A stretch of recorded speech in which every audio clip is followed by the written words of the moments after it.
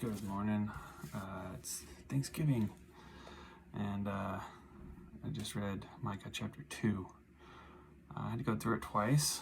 I just didn't understand until I found someone telling me what the first verse meant, and then the rest of it actually kind of made sense. The first verse talks about those that devise iniquity upon their beds during the morning light. And he says, because it is the power of their hand. And that's reference to people that meet in the morning at the gate of the city, when the sun comes up. And that was the people in power basically taking control of the courts, not using them for justice, not using the government for justice.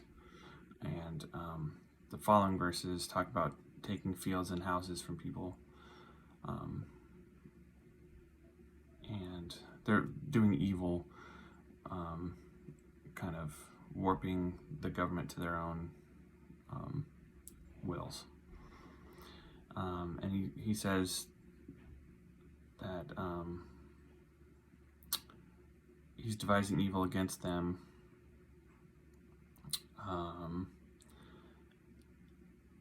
And he says, prophesy ye not. So he tells them to stop acting like they're being prophets.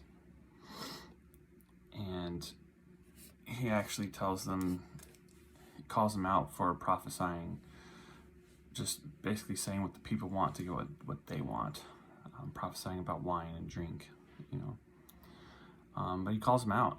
He calls these people out for what they really are.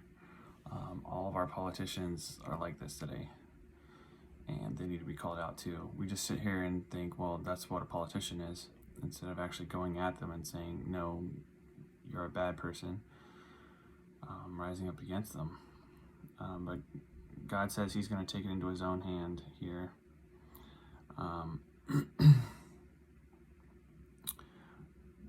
He tells them, arise ye and depart, for this is not your rest, because it is polluted, it shall destroy you, even with a sore destruction.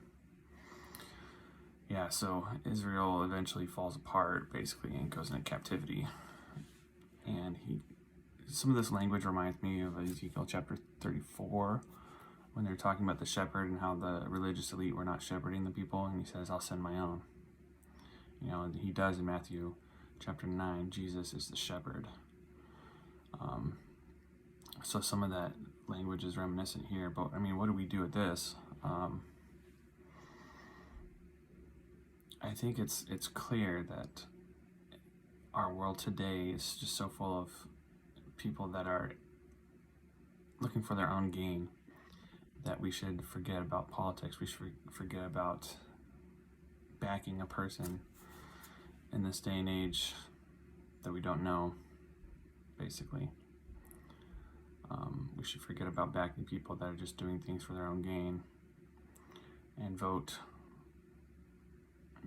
according to what God's will would be in our lives.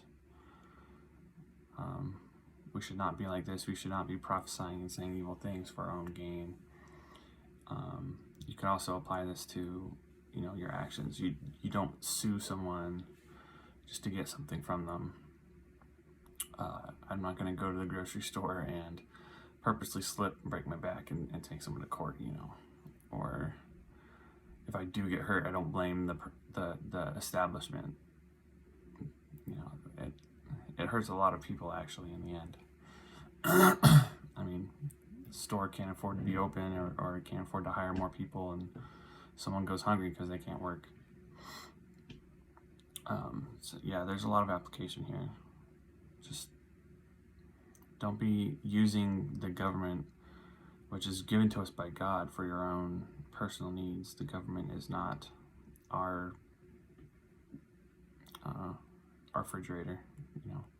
It's not our giver. God is our giver.